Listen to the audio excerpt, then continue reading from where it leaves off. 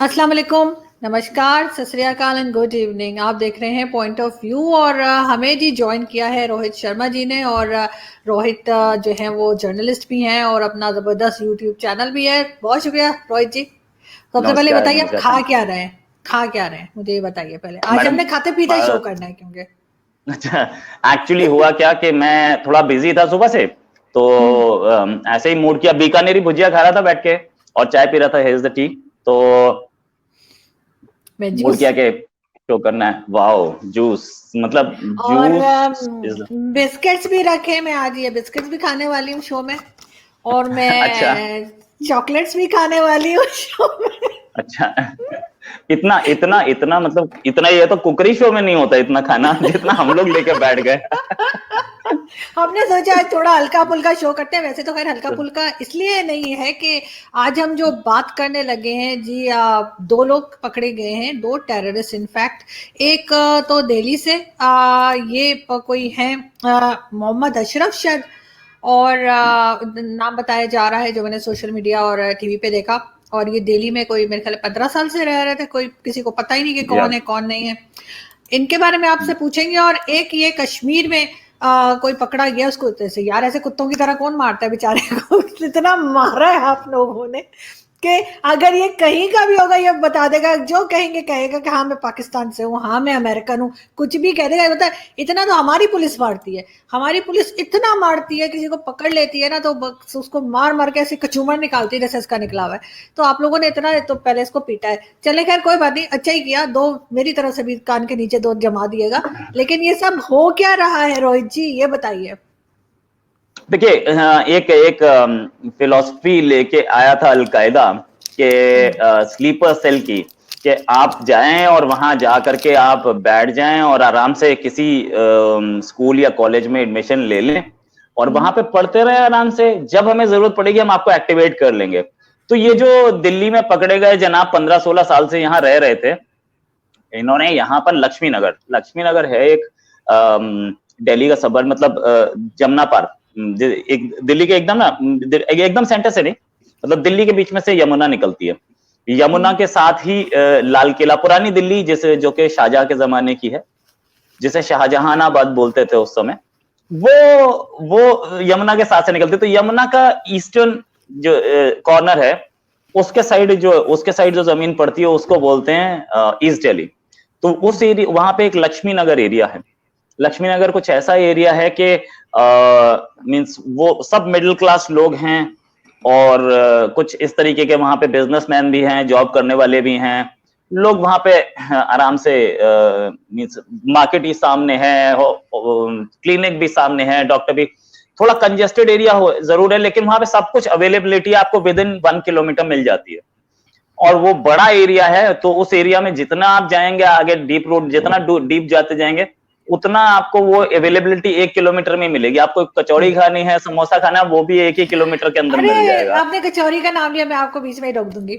मुझे कचौरी बहुत पसंद है और कचौरी कराची में जरूर मिलती है। मैं जाती हूँ कराची कभी कभार तो जरूर खाती हूँ, लेकिन इस्लामाबाद इतना बोरिंग है कि यहाँ पे ये खाने नहीं मिलते। तो प्लीज आप अपनी डायरी में नोट कर लिएगा कि जब मैं इंडिया आऊंगी तो मुझे कचौरी जरूर खिलानी है आपने। उसके साथ वो आलू की सब्जी भी होती होगी ना?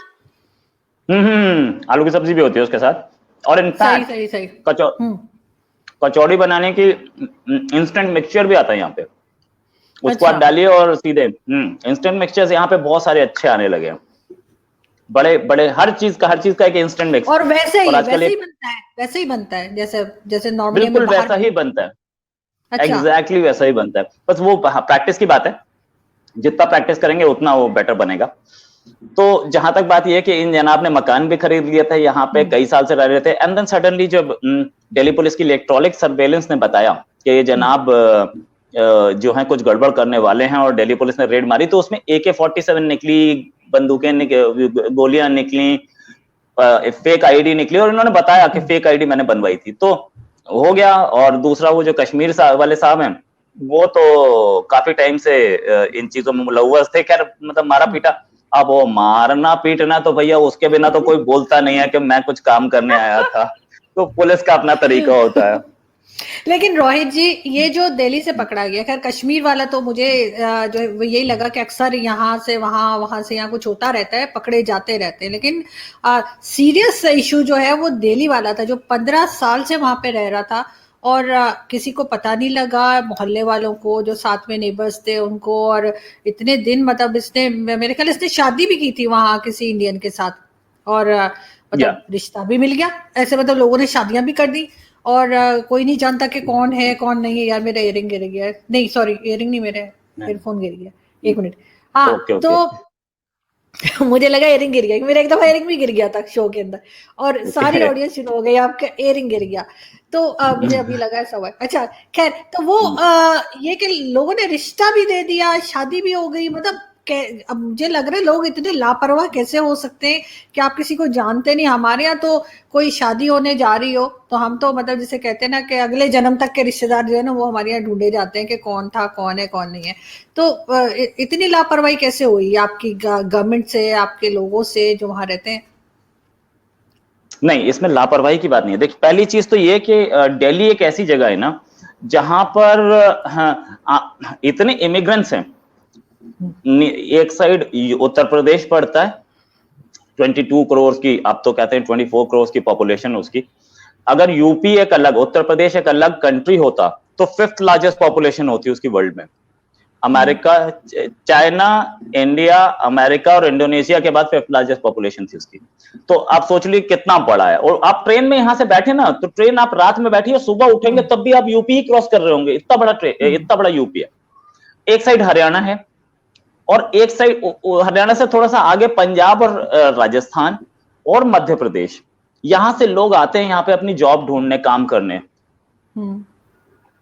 बहुत सारे बच्चे बिहार से आते हैं यहाँ दिल्ली यूनिवर्सिटी में पढ़ने। और मतलब बहुत सारे का मतलब ये है कि जब मैं दिल्ली यूनिवर्सिटी में पढ़ता था तो मैं अकेला दिल्लीआइट था अपने कोर्स में, हिस्ट्री ऑनर्स कोर्स था मेरा देशबंधु कॉलेज में। मैं अकेला दिल्लीआइट था, बाकी सारे बिहार से थे। 200 की क्लास में इतने बच्चे आते हैं पढ़ने, और वो बच्चे आकर के यहीं सेटल हो जाते हैं। ठीक है, दिल्ली में ही सेटल हो जाते हैं। कोई अपना जॉब कर रहा है, कोई आईएएस पास कर गया, कोई पुलिस में चला गया। तो वो लड़के, वो बच्चे अपना करियर बनाने आते हैं, और बहुत सारे उसमें से गवर्नमेंट सर्विसेज में चले जाते हैं। तो पता उनका भी नहीं पता होता कि वो कहां से आ रहे हैं पीछे से, राइट। तो यहाँ पे जिसने उसको मकान दिया है वो सिर्फ एक बार आई कार्ड देखेगा मैक्सिमम, या वो उसके पेरेंट्स से बात कर लेगा। वो कोई बिहार जाके थोड़ी चेक कर रहा है। बच्चे आए हैं पढ़ने या कोई जॉब करने आया है, नौकरी करने, अब उसने आकर के यहाँ पे ढूंढा कि भाई मकान दे दो, मैं तो काम करने आया हूँ। कहाँ से आया हूँ? यूपी से आया हूँ या बिहार से आया हूँ। पीछे से एंटीसीडेंट कोई चेक ही नहीं करने वाला। अब जहां तक शादी की बात, तो आप वहां मस्जिद में जाते हैं, मस्जिद में आपको 10 लोग मिलते हैं, वहां आप 10 बार नमाज पढ़ते हैं, वहां पे आपने अपना वो अच्छा दिखा दिया, कैरेक्टर सर्टिफिकेट अच्छा दिखा दिया। उसके बाद आपसे पूछा गया जी आपका कौन है रिश्तेदार कोई यहाँ पे। हाँ, बदायूं में थे, तो फादर की और मदर की तो बचपन में ही डेथ हो गई थी, अब तो वहां कोई है नहीं। तो वो उसमें निकल जाती है शादी। है यहाँ पे मैं 5 साल से देख रहा हूँ, मस्जिद में आता है, मैं उसके घर जाता हूँ, वो मेरे घर आता है, आदमी अच्छा, शादी हो जाती है वैसे में। तो ये चीजें, इसमें सेटल होना बहुत टफ नहीं होता है, ये ऐसे ही सेटल कर जाते हैं। और इन लोगों को ट्रेनिंग मिली होती है कि कैसे मिक्स होना है लोगों के बीच में। और मिक्स होने के बाद भाई 15 साल से 20 साल से तो पुलिस भी नहीं पहचान पाई थी, पुलिस की भी इलेक्ट्रॉनिक सर्वेलेंस, पुलिस की भी सारी सर्वेलेंस चल रही थी। तो जब पुलिस और इंटेलिजेंस, जबकि रोहित जी मुस्लिम्स में, मुझे हिंदूज का तो इतना नहीं पता, आई एम श्योर उनमें भी जाहिर है मामा चाचा तो सभी में होते हैं, लेकिन मुस्लिम्स में तो इतनी लंबी लिस्ट होती है, और हर फैमिली में जो है वो 6-6, 8-8 बच्चे होते हैं, और हर एक किसी तरह से 6-6, 8-8 मामा चाचा होते हैं। तो ऐसा कैसे कोई कह सकता है कि मेरा कोई रिलेटिव ही नहीं है और अकेला रहता हूँ? ना पेरेंट्स ना मिले, मामा चाचा तो वो पैदा कर लेता है। मामा चाचा कोई बहुत बड़ा काम नहीं है, क्योंकि उसने वो एक और के घर जाना शुरू कर दिया, उसको मामा बोलना शुरू कर दिया। अरे मामा, आप तो जानते हो मेरा कोई है नहीं, आप ही मामा बन के मेरा रिश्ता निकाल लो। तो वो उसमें वो हो जाता है, कोई बड़ा काम नहीं होता। ऐसे लोग उसी हिसाब से प्लान करके चलते हैं। तो वो सारी प्लानिंग में ये हो जाता है। भाई जो आदमी फ्रॉड करता है उसको पता होता है ना कि मेरे को आगे क्या क्या प्रॉब्लम्स आएंगी, मुझे मामा भी दिखाना पड़ेगा, चाचा भी दिखाना पड़ेगा और दादा भी दिखाना, सब वो पहले ही तैयार कर लेते हैं। जितना तेज आपका दिमाग चलता है ना, उससे तेज उनका चलता है, तभी तो वो फ्रॉड कर पाते हैं। कंपनीज हैं इंडिया में जिन्होंने बहुत सारे लोगों के साथ फ्रॉड किया, तो वो एक पहले फ्रॉड में थोड़ी पकड़े गए, वो 100 में 1000 में फ्रॉड में पकड़े गए। तो ये सब यही काम करते हैं और ऐसे ही करते हैं, और बहुत इनके जो मोडस ऑपरेंडी होती है वो इतनी शातिर होती है कि इनको पहले से बता दिया जाता है कि आपको ये प्रॉब्लम आएगी, आईडी ये है, ये करना है, आपको अपने आप को यहाँ का बताना है। उसने अपने आप को बदायूं का बता दिया। तो अरे मतलब दिल्ली से 70 किलोमीटर दूर मेरा होम टाउन बुलंदशहर, वो बुलंदशहर यहाँ से कौन जाके पता लगा रहा है कि मेरी आज तक किसी ने मेरे दादा को या मेरी भी शादी हुई, कोई तो देख के नहीं आया वहां पे कि भैया वहां पे कहाँ इसका घर है। It was all on phone, और वो सारी क्लियर हो गया। बहुत आसान है। और इंडिया में अब कल्चर कुछ ऐसी हो गई कि वो दादा परदादा को पूछता भी नहीं है, सिर्फ जानते हैं ठीक है, ठीक फैमिली हो गया। नहीं, इस्लाम पाकिस्तान में भी ऑलमोस्ट इसी तरह से हो गया। लोग काफी जो है ना इजी लेने लगे हैं हर बात को, जो नहीं लेना चाहिए। अब देखेंगे आदमी किस तरह से पकड़ा गया, और बड़े एम्बैरेसिंग है। और इसी तरह से ये कश्मीर में जो ये आदमी है, इसके पास से सुना है कि पाकिस्तानी करेंसी निकली है, लेकिन खैर करेंसी तो किसी भी कंट्री की हो सकती है। मेरे खुद के पास इटली और जो है वो 2-3 और कंट्रीज, स्पेन वगैरह की करेंसी पड़ी हुई है। जब मैं गई थी मैंने अभी तक रखी हुई है, वो गई भी था, हालांकि मैं 4 साल पहले थी, तो वो करेंसी अभी तक है। तो इसका मतलब ये थोड़ी है कि मैं इटालियन हो गई हूँ। लेकिन उसके अलावा खैर बहुत सी दूसरी चीजें होती हैं जो पुलिस पता लगा सकती है, एजेंसीज पता लगा सकती हैं। लेकिन इनके साथ अब किया क्या जाना चाहिए आपके ख्याल से? ये हर दूसरे दिन की बात हो गई है और किसी तरीके से कंट्रोल में नहीं आ रही। आपके ख्याल से 1-2 को सख्त सजाएं दें ताकि आपको लगता है तो फिर ये कंट्रोल में आएंगे? डर जाएंगे कुछ? सजा देने से कोई नहीं डरा है आज तक। एक आदमी को अगर आप कोई मर्डरर है और उसको आप फांसी दे देते हैं, तो 10 और मर्डर करने वाले करते हैं। वो है इस चीज का सोर्स को टारगेट करना बहुत जरूरी होता है, जहां से ये आ रहे हैं, उस इंफ्रास्ट्रक्चर को टारगेट करना बहुत जरूरी होता है। और अगर इनकी प्रोडक्शन फैक्ट्री बंद हो जाएगी तभी ये आना बंद होंगे, वरना एक चला गया दूसरा और जाएगा, पीछे से दूसरा भी चला गया तीसरा और जाएगा। भाई सिंपल चीज है, हम इंडिपेंडेंस से पहले से, इंडिया और पाकिस्तान दोनों, वो इंडियन पीनल कोड यानी कि सजा देना, यानी क्रिमिनल कोड जो इंडिया का है, लगभग सेम क्रिमिनल कोड पाकिस्तान का है, राइट। सेक्शन 144 यानी कि धारा 144 लगने का मतलब है कि 5 आदमी से ज्यादा इकट्ठे नहीं हो सकते। ये पाकिस्तान में भी लगती है, इंडिया में भी लगती है, ठीक है, क्योंकि हमारी ब्रिटिशर्स की लेगेसी है, राइट। तो 309 मर्डर का केस बनता है। मुझे लगता है 309 मर्डर पाकिस्तान में भी होगा, इंडियन पीनल कोड 309, राइट। तो ये जो हम तब से सजा देते आ रहे हैं मर्डर की, और मर्डर करने वालों को फांसी हुई है, कई बार लाइफ इम्प्रिजनमेंट हुई है, मर्डर तो आज भी हो रहे हैं ना। तो उसके सोर्स को, कि मतलब क्यों हो रहा है, आप वो माइंडसेट को खत्म करें तभी हो पाएगा, वरना ऐसे लोग तो आते ही रहेंगे। सो इस टेरर के भी माइंडसेट को और सोर्स को खत्म करना पड़ेगा, वरना लोग टेरर की ओर जाते रहेंगे। जैसे वो पिछली बार जो पकड़ा गया था, बोला अपनी माँ के इलाज के लिए पैसा चाहिए था इसलिए मैं आ गया। वो किसी और की माँ को भी इलाज के पैसा हो सकता है, किसी के भाई के हो सकता है, किसी को अपनी बहन की शादी करनी है उसके लिए पैसा, वो तो you have to target the source. ऐसे ये लोग तो मुश्किल रहेगा, ऐसे नहीं हो पाएगा। बिकॉज इस तरह के लोगों को यही कहा जाता है ना कि आपको पैसे देंगे, और अगर आपको कुछ हो गया, आपको पकड़ लिया गया, मार दिया गया, तो भी फैमिली को पेमेंट होती रहेगी। इस तरह का कुछ ना कुछ चूरन बेचा जाता है, तभी इस तरह से निकल कर आते हैं। लेकिन ज्यादा डेंजरस वाला, खैर वो कश्मीर वाला भी है, लेकिन ये जो दिल्ली से निकला इस तरह के, और पता नहीं कितने लोग होंगे जो वहां रह रहे होंगे, और बहुत से लोग हो सकता है ऐसे हों जो किसी और कंट्री से आके, अफगानिस्तान या कहीं से आके पाकिस्तान में रह रहे हो, जो हमारे यहाँ भी जब से ये तालिबान की गवर्नमेंट आई है, काफी जो है वो गड़बड़ मची हुई है, और बहुत लोगों को मारा गया है, और बहुत तरह के अटैक्स किए गए। लेकिन देखते हैं कि आगे गवर्नमेंट क्या करती है, लोग क्या करते हैं। और अब ये नई चीज एक जो सामने आई है, इसको भी ऐसा कहना चाहिए कि सबको इससे सीखना चाहिए, और उससे आगे बढ़ेंगे तभी रोक पाएंगे। मुझे ये बताइए रोहित जी के दिवाली कब है? मैं थोड़ा सा टॉपिक से हट रही हूँ, लेकिन थोड़ा सा पूछना चाहूंगी, दिवाली कब है?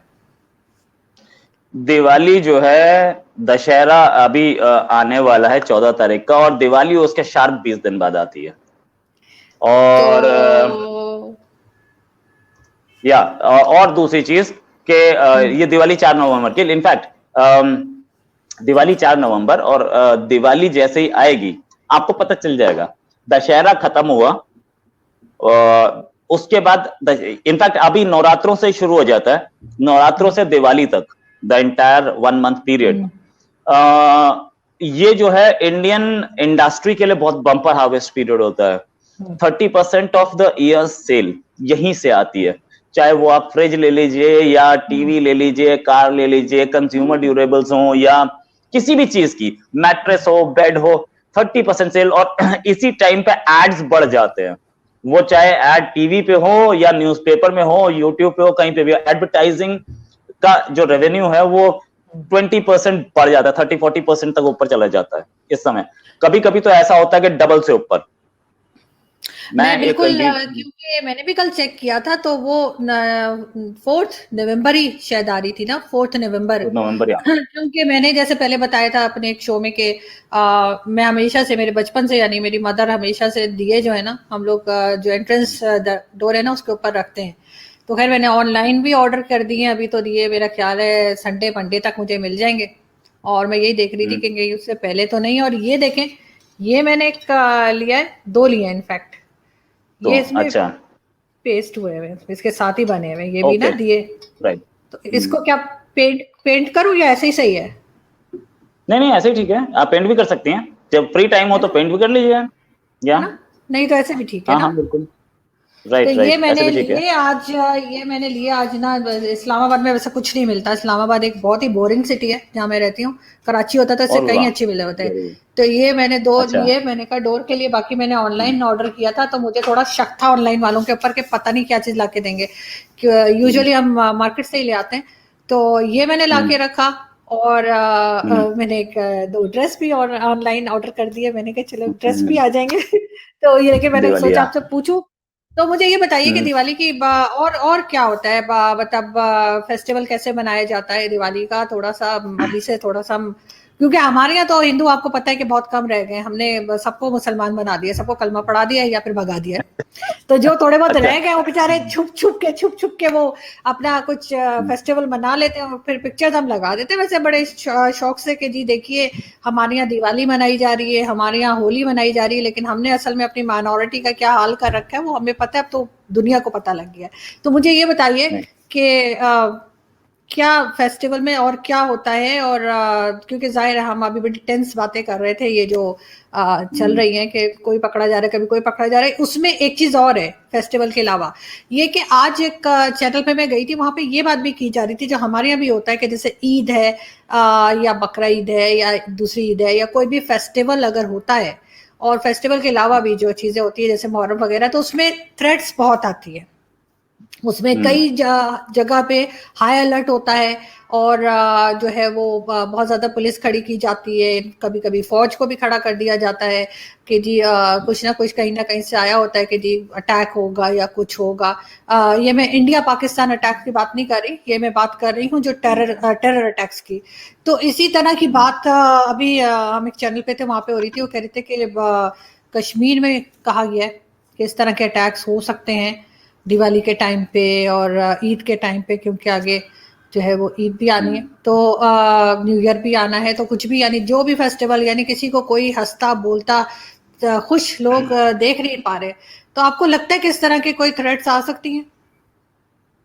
फेस्टिवल टाइम या तो वो हमारा फेस्टिवल्स हो या वो हमारे नेशनल फेस्टिवल्स हो, 15 अगस्त 26 जनवरी, ये 2 टाइम इन पे हमें थ्रेट होती ही है।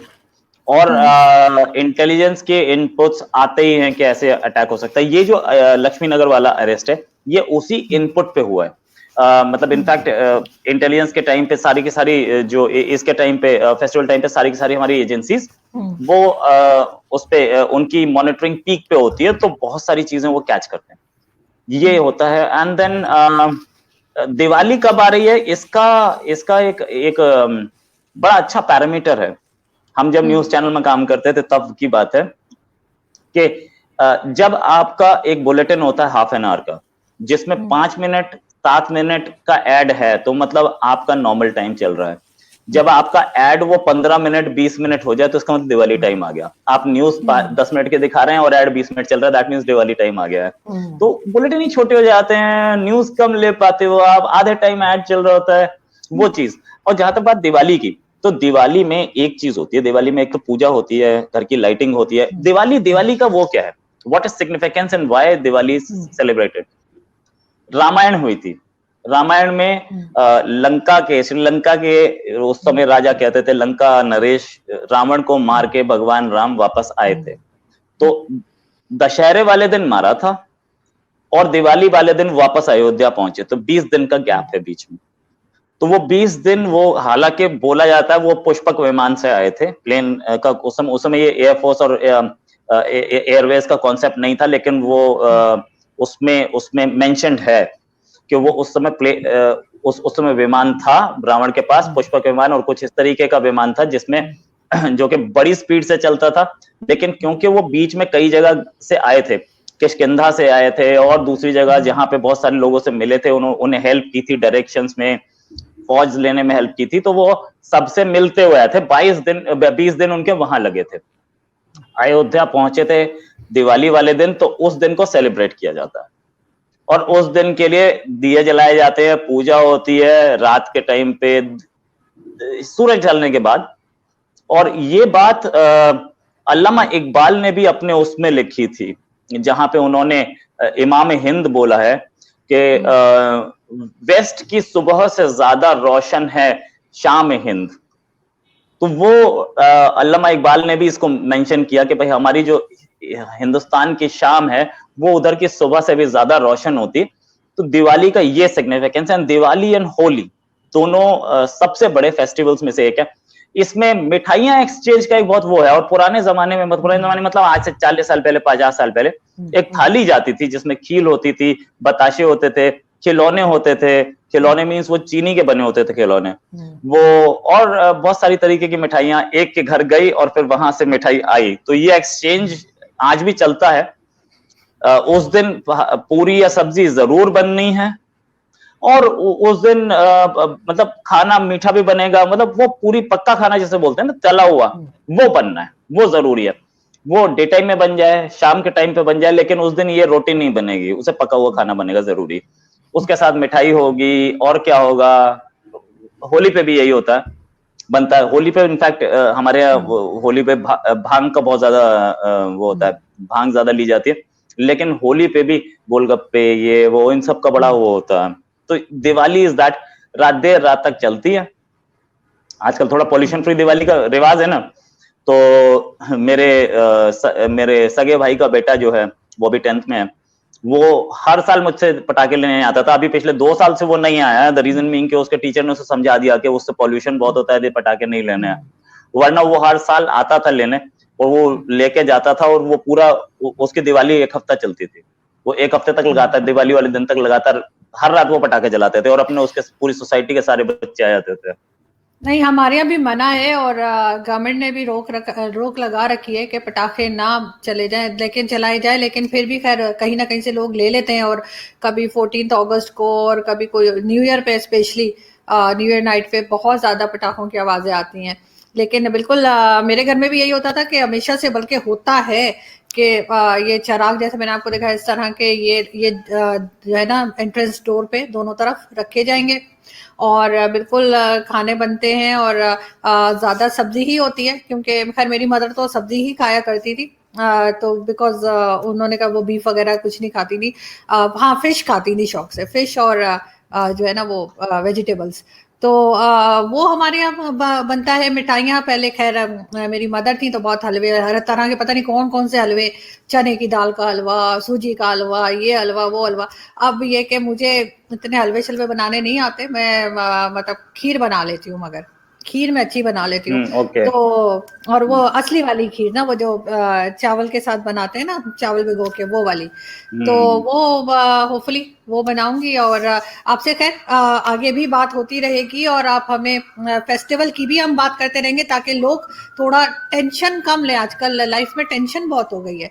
तो हम कोशिश करेंगे कि हम न्यूज़ दें, लेकिन न्यूज़ के साथ साथ लोगों के साथ हल्की फुल्की बात भी करें, ताकि लोग मुस्कुराते रहें और टेंशन ना लें। बाकी सब चीज़ें ठीक हो जाती हैं टाइम के साथ, तो इसलिए टाइम देना चाहिए हर चीज़ को। जी, एक चीज मैं बोलना चाहूंगा आजकल बहुत वो है मतलब हिंदू मुस्लिम, मैं ये अल्लामा इकबाल की वही पोएट्री वापस, क्योंकि मुझे बड़ी अच्छी लगी थी उस समय, मैं ये व्यूअर्स के आपको व्यूअर्स को सुनाना चाहूंगा। उसमें वो लिखते हैं इस देश में हुए हैं हजारों मलक शरस्त, आई डोंट नो क्या होता है, मुझे भी नहीं पता।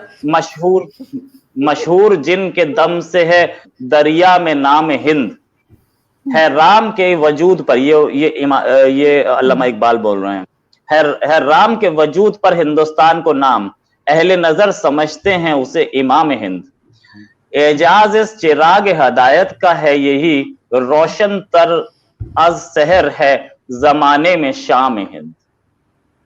राइट, तो ये वो उस जमाने की ये पोएट्री है, और हम लोगों की ये आजादी से पहले की बात है। अल्लामा इकबाल आजादी से पहले, क्योंकि आजादी के बाद तो हमने अल्लामा इकबाल का सॉफ्टवेयर अपडेट कर दिया था ना, उसके बाद